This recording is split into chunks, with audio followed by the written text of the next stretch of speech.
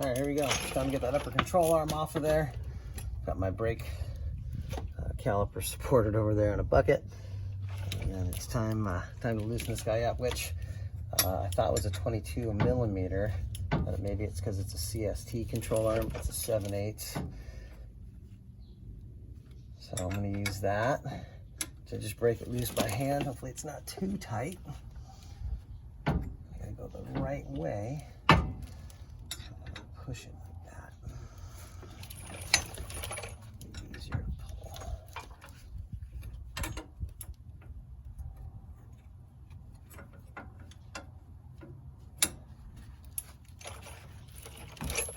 Wasn't too bad.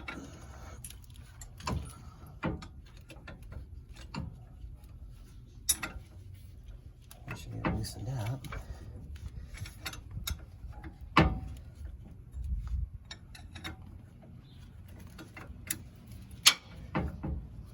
What you don't want to do is take this all the way off and then try and break the knuckle loose, because if for some reason that supported lower control arm isn't supported, you're going to have a mess. So just loosen it up enough to where you can see the gap in there, and then hit that knuckle with a hammer. Get it to break loose. You'll see it drop down. Once it breaks loose. Hopefully it's a little more cooperative than this one. Watch your fingers.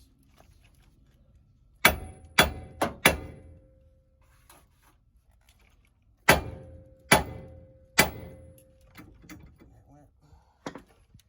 Get it down sooner than that.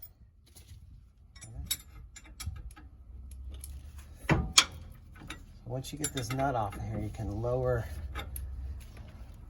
I like to, as soon as possible, I like to lower that control arm. Get the tension off of the torsion bars, because there's a lot of sprung energy right there. Don't want to mess with that. I don't have to.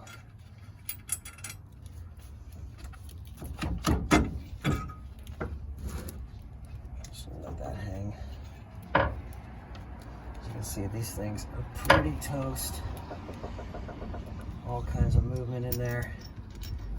These are uniball control arms. I have no idea how many miles these have on them. Previous owner put them on, but you can't grease them.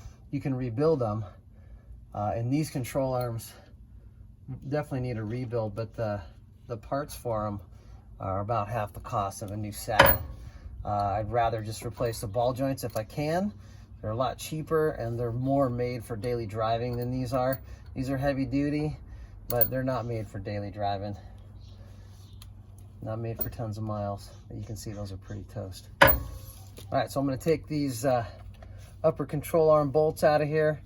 We'll remove this upper control arm right after I drop the lower and take it off tension.